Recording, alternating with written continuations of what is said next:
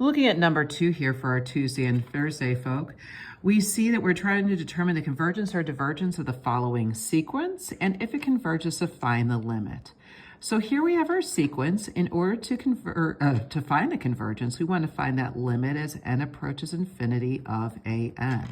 So I'm going to find the limit now as n approaches infinity of the square root of 36n squared minus 7 all divided by 8n. All right, we're going to begin by doing a little bit of factoring here. So let's look to see what the largest power of n is I see in each the numerator and the denominator.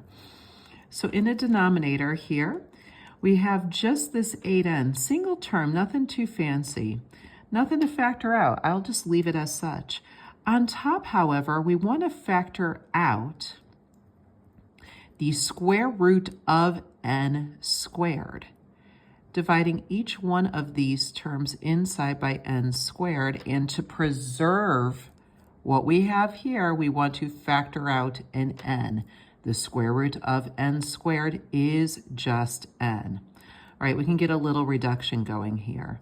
Our n squareds will cancel on this term, and we can cancel out one n from top and bottom here to leave a 1.